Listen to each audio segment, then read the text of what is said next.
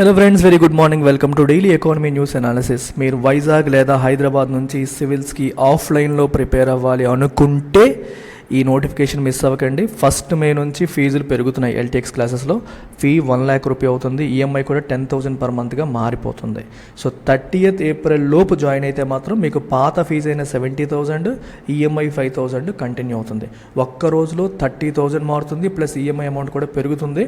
అందుకనే హైదరాబాద్ లేదా సివిల్స్ వైజాగ్ ఏది మీరు డిసైడ్ అయినా సరే ఆఫ్లైన్ అనుకుంటే మాత్రం నెలాఖరులోపు జాయిన్ అవ్వండి. ఈ నెంబర్కి కాంటాక్ట్ చేయండి. ఏ డౌట్స్ ఉన్నా మేడంతో క్లియర్ చేసుకోండి. మేడం దగ్గర నా నెంబర్ తీసుకోండి, నాతో మాట్లాడాలన్నా మాట్లాడండి. Be clear and make decision before 30th April. Keep it in mind. అలాగే ఆన్లైన్ క్లాసెస్కి మనకి రెగ్యులర్ స్టూడెంట్స్కి అలాగే వర్కింగ్ ప్రొఫెషనల్స్కి కూడా క్లాసెస్ స్టార్ట్ అయ్యాయి. ఆల్రెడీ 5,000 రూపీస్ per month మీరు జాయిన్ అవ్వచ్చు. 2 ఆప్షన్స్ ఉన్నాయి ఆన్లైన్కి. ఓన్లీ రికార్డెడ్ తీసుకుంటే 50,000, లైవ్ అండ్ రికార్డెడ్ కాంబో తీసుకుంటే ఓన్లీ రికార్డెడ్ అయితే 50, లైవ్ అండ్ రికార్డెడ్ కాంబో అయితే 60,000 రూపీస్ అవుతుంది. 5,000 per month ఈఎంఐ మీరు పే చేసుకోవచ్చు. ఈ నెంబర్కి కాల్ చేసి జాయిన్ అవ్వాలి. 30th April వరకు మాత్రమే ఈ ఆఫర్ అందుబాటులో ఉంటుంది. సో ఇవాళ మనం హ్యాండిల్ చేయబోతున్న మొదటి article reserve bank of India guide lines.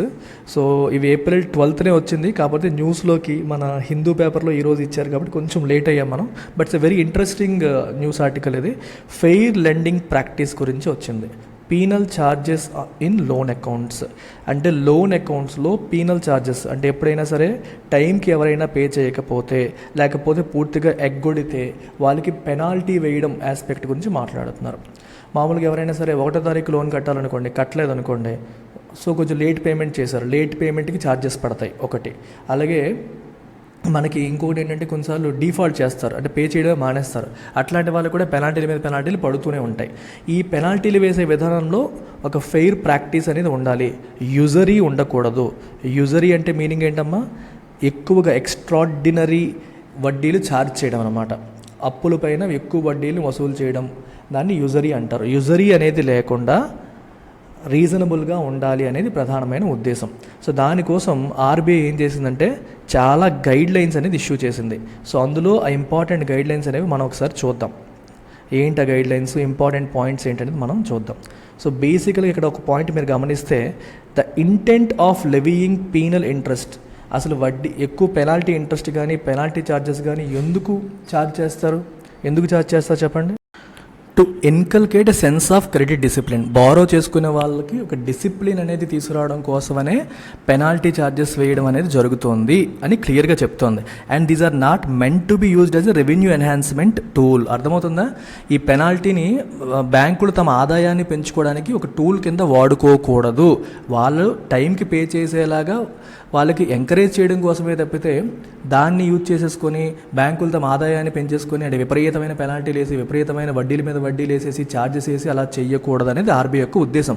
ఇప్పటి వరకు దాని గైడ్ లైన్స్ లేకపోవడం వల్ల బ్యాంకులు దోపిడీ చేసేస్తున్నాయని చెప్పేసి మన వాళ్ళు ఆర్బీఐ వాళ్ళు ఇప్పుడు కొత్త ఇన్స్ట్రక్షన్స్ అనేవి తీసుకొస్తున్నారనమాట.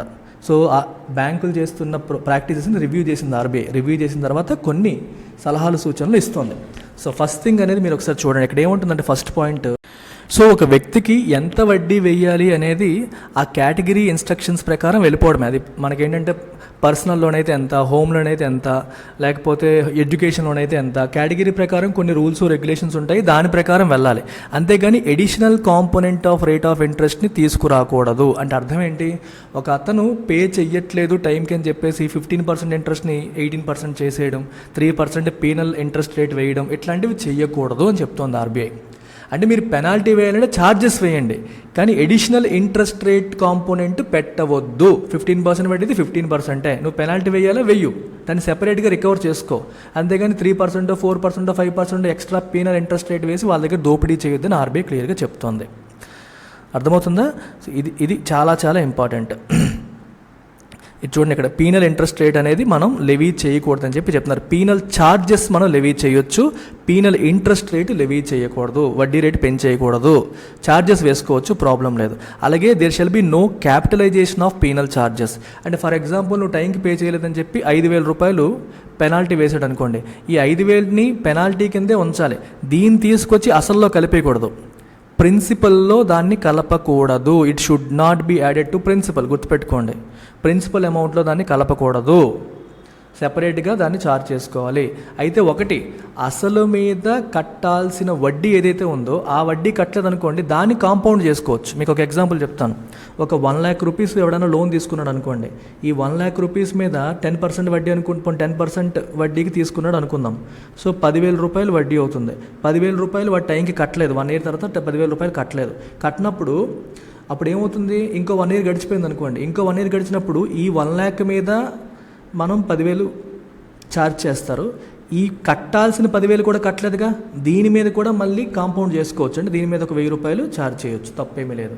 అంటే కట్టాల్సిన అమౌంట్ పైన కూడా ఛార్జ్ చేయడంలో తప్పు లేదు, అది అలౌడ్.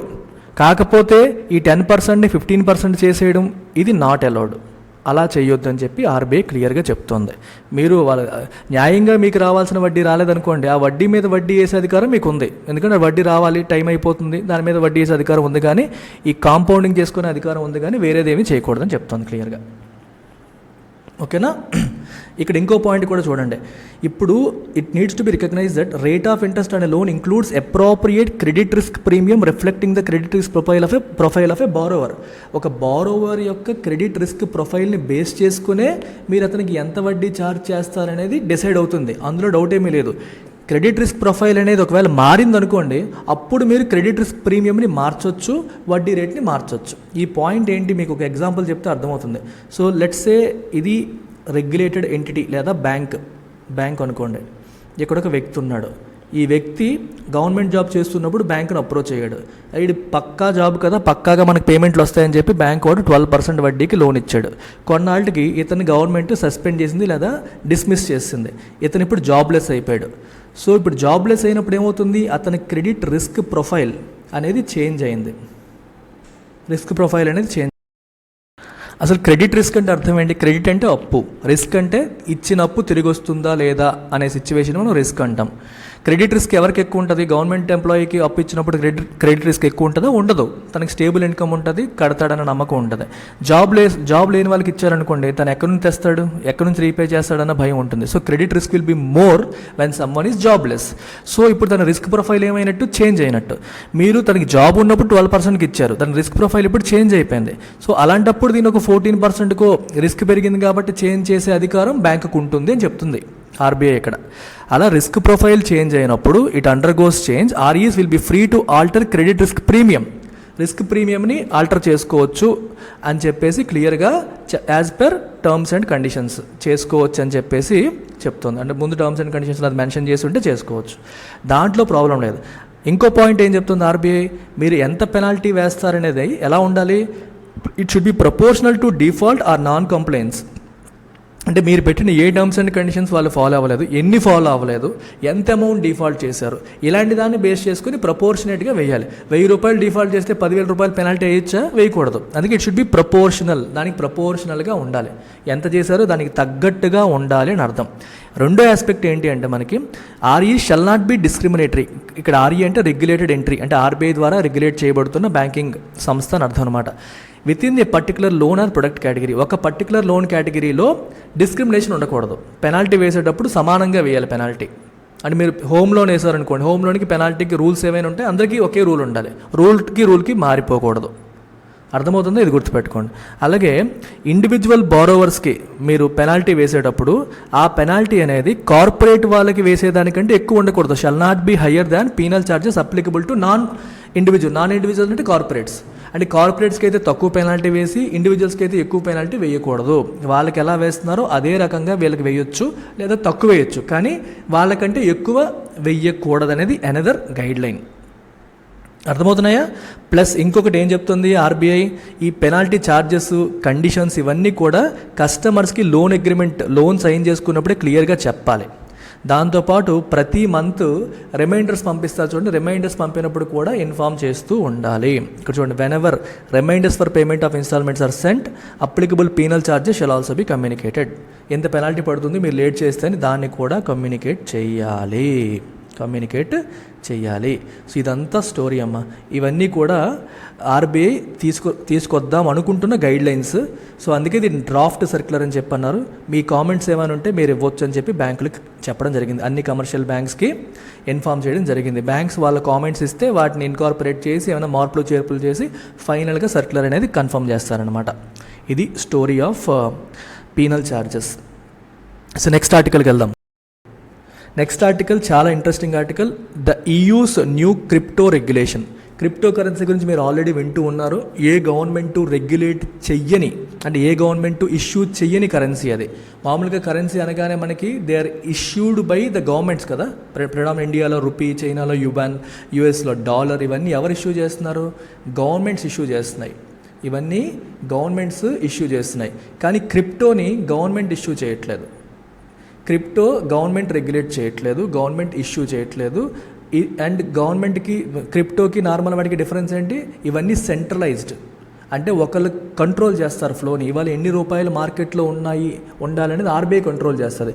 ఎన్ని బిట్ కాయిన్స్ మార్కెట్లో ఉండాలనేది ఎవరు కంట్రోల్ చేయలేరు. It runs according to A mechanism. ఒక టెక్నాలజీని బేస్ చేసుకొని, మెకానిజంని బేస్ చేసుకొని నడుస్తుంది. అది డిమాండ్ అండ్ సప్లై బట్టి నడుస్తుంది. ఏ ఒక్కరు దాన్ని సడన్గా దాని సప్లైని పెంచాలన్నా పెంచలేరు. సో ఇది క్రిప్టో స్టోరీ. మీకు ఇంకా డీటెయిల్గా క్రిప్టో అంటే ఏంటి అని తెలియాలంటే all about bit coin Suresh sir అని చెప్పి మీరు యూట్యూబ్ చేయండి, యూట్యూబ్లో సెర్చ్ కొట్టండి. నేను రన్ చేసిన వీడియో ఉంది, డీటెయిల్డ్గా ఎక్స్ప్లెయిన్ చేశాను క్రిప్టో కరెన్సీ ఎలా ఫంక్షన్ అవుతుంది, క్రిప్టోకి రెగ్యులర్ కరెన్సీకి డిఫరెన్స్ ఏంటని క్లియర్గా చెప్పాను. సో అది కీప్ దట్ ఇన్ మైండ్. ఇది మనం ఎగ్జామ్ పాయింట్ ఆఫ్ వ్యూలో ఈ క్రిప్టోని రెగ్యులేట్ చేయడానికి ప్రభుత్వాలు ఏం చేస్తున్నాయి అనే ఆస్పెక్ట్లో చూద్దాం.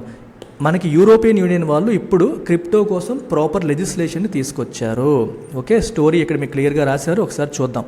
ఇక్కడ ఏం చెప్తుందంటే ద యూరోపియన్ పార్లమెంట్ ఏంటి సార్? ఉంది. యూరోపియన్ యూనియన్లో ఉన్న కంట్రీస్ అన్నిటికీ కలిపి ఒక పార్లమెంట్ ఉంటుంది.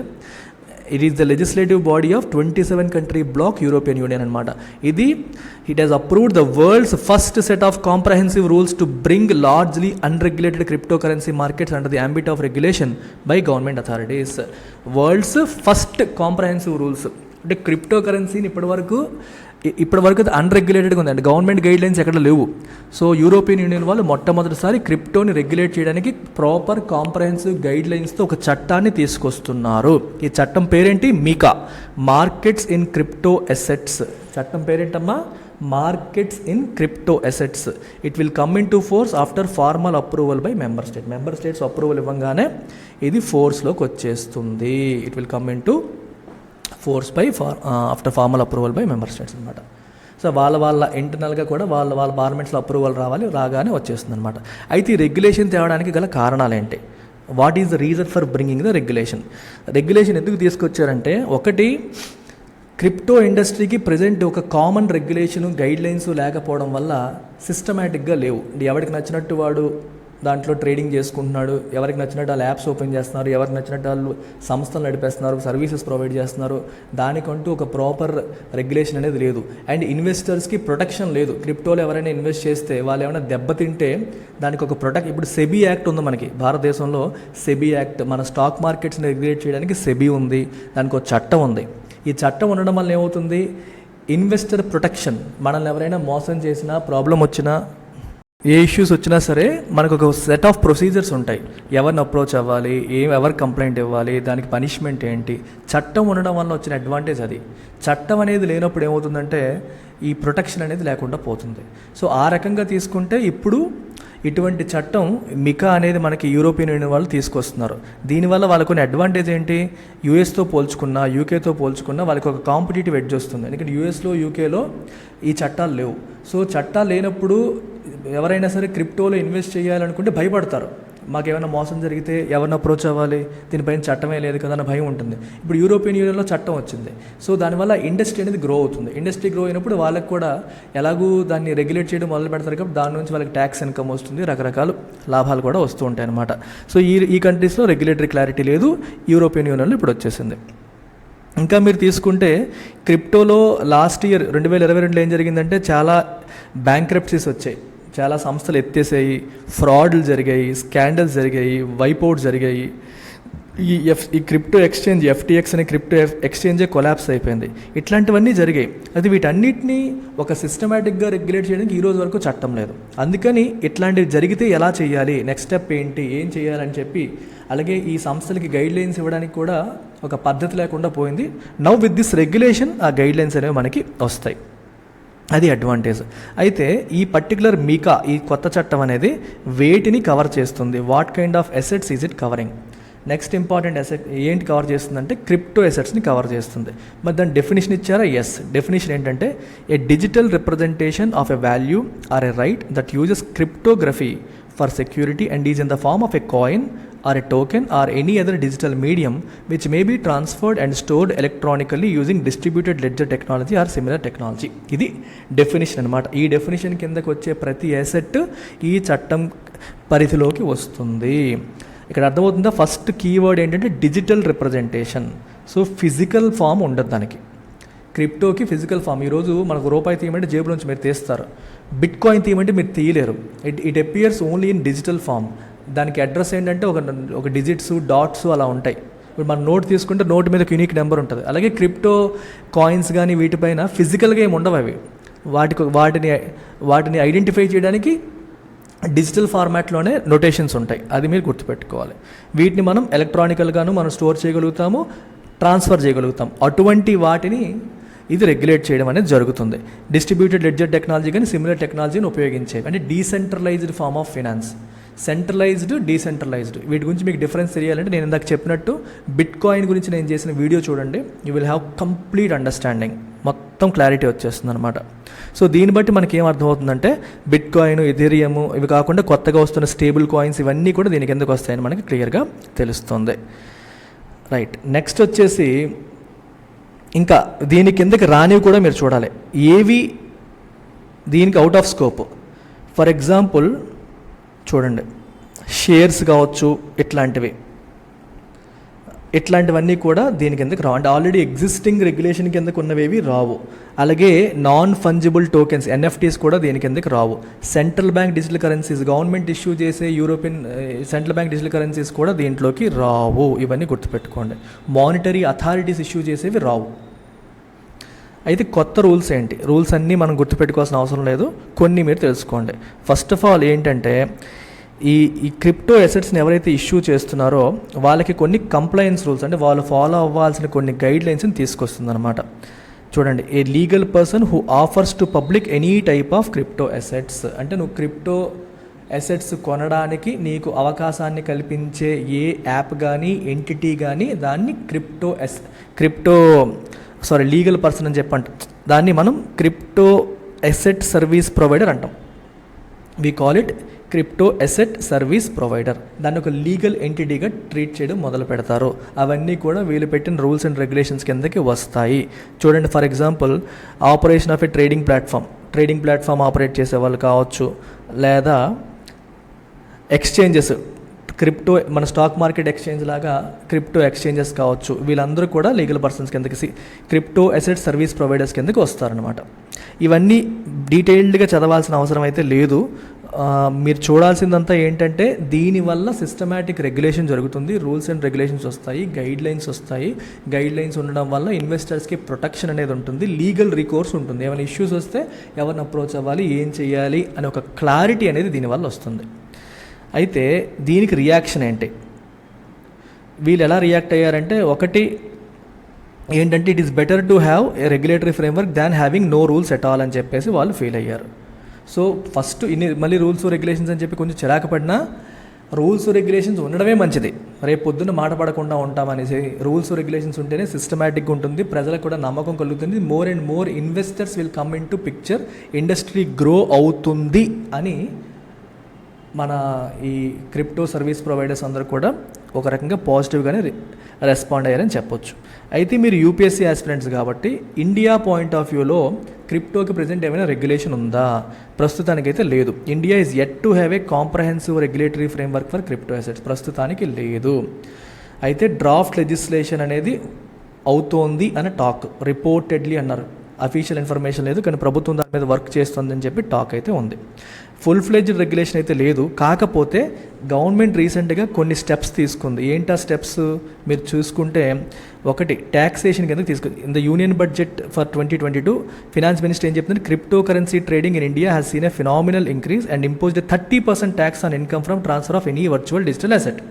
క్రిప్టో ద్వారా మనం డబ్బులు సంపాదిస్తే దాని మీద 30% ట్యాక్స్, ఆ ఇన్కమ్ మీద 30% ట్యాక్స్ ప్రభుత్వం విధిస్తోంది. ఇది రీసెంట్గా వచ్చిన ఒక స్టెప్. ఇది కాక ఇంకొక స్టెప్ కూడా తీసుకుంది. ఏంటంటే all transactions involving virtual digital assets under the purview of PMLA, prevention of money laundering act పరిధిలోకి తీసుకొచ్చింది.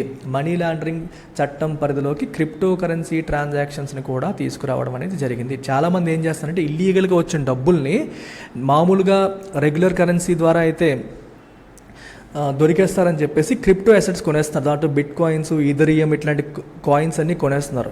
ఈ క్రిప్టో సర్వీసెస్ అందించే వాళ్ళు కేవైసీ నామ్ సరిగ్గా ఫాలో అవ్వకపోవడం వల్ల, వీళ్ళని సరిగ్గా ఎవాల్యుయేట్ చేయకపోవడం వల్ల ఏం జరుగుతుందంటే, వాళ్ళకి మీకు చిన్న ఎగ్జాంపుల్ చెప్తాను. ఒక ఆయన ఉన్నాడు.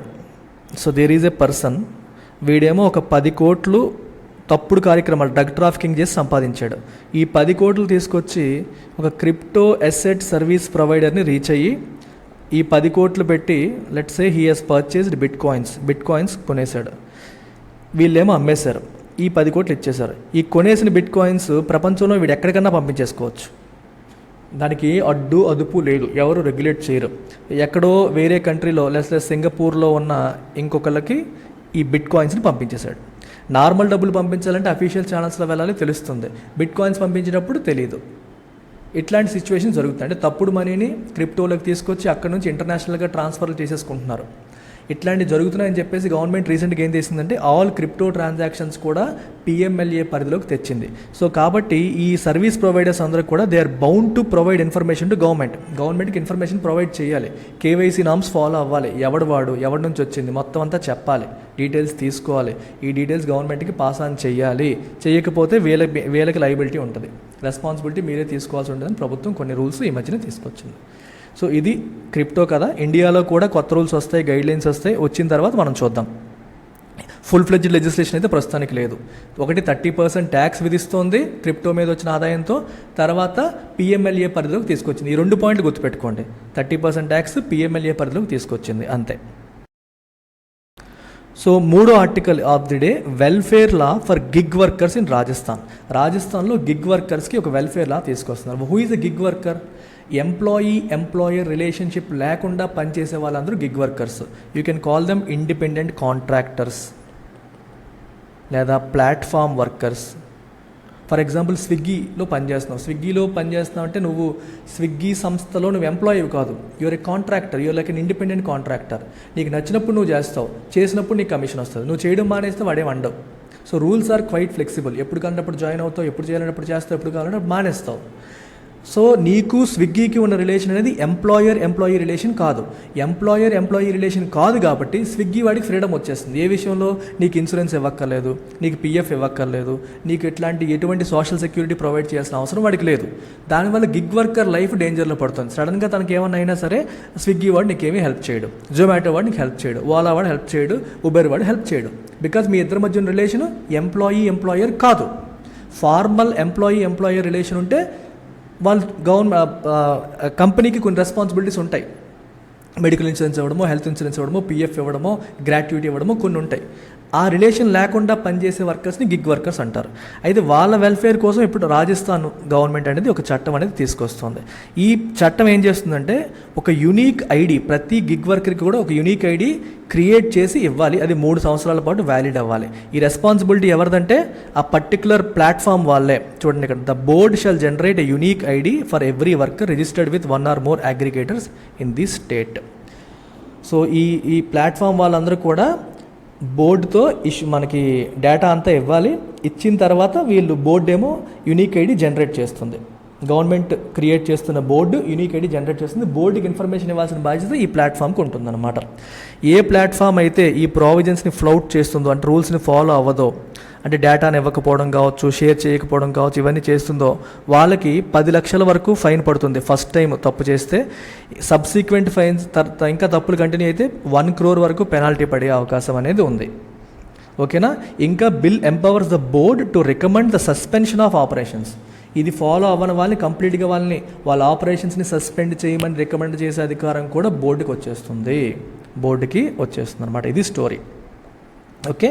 So the bill provides for creation of A board. So ఈ ప్లాట్ఫామ్స్ రన్ చేస్తున్న వాళ్ళు స్విగ్గీ కావచ్చు, జొమాటో కావచ్చు, ఉబెర్ కావచ్చు, ఇట్లాంటి మనకి ఓలా కావచ్చు, ఇట్లాంటి వాళ్ళ దగ్గర పనిచేస్తున్న వ్యక్తుల డేటా బోర్డుకి ఇవ్వాలి. బోర్డు ఏమో వీళ్ళందరికీ ఒక యునీక్ ఐడి అనేది క్రియేట్ చేస్తుంది. ఈ ఐడి అనేది 3 సంవత్సరాల పాటు వ్యాలిడ్. వీళ్ళ డేటా అంతా బోర్డు గ్యాదర్ చేస్తుంది. వాళ్ళ వెల్ఫేర్ కోసం ప్రభుత్వం కొన్ని చర్యలు తీసుకోవాలని అనుకుంటుంది అన్నమాట. సో ఇది పరిస్థితి. ఓకేనా. ఇంకా ఫుల్ ఫ్లెడ్జ్డ్ చట్టం అనేది ఇంకా రాలేదు, ప్రస్తుతానికి ఇది ప్లానింగ్ స్టేజ్లో ఉంది. ఫుల్ ఫ్లెడ్జ్డ్ చట్టం వచ్చాక మనం డీటెయిల్గా దీని గురించి మాట్లాడదాం. సో యూపీఎస్సీ ఇన్ఫినిటీ కొత్త బ్యాచెస్ మనకి స్టార్ట్ అయ్యే 5,000 రూపాయలు పర్ మంత్ పే చేసి మీరు జాయిన్ అవ్వచ్చు. రికార్డెడ్ తీసుకుంటే 50,000కి, లైవ్ అండ్ రికార్డెడ్ కాంబో అయితే 60,000కి వస్తుంది. ఓన్లీ ఎకానమీ కావాలన్నా తీసుకోవచ్చు. You can see all of them here. ఈ నెంబర్కి కాంటాక్ట్ చేసి మీరు జాయిన్ కావచ్చు. That's it. Take care. Bye.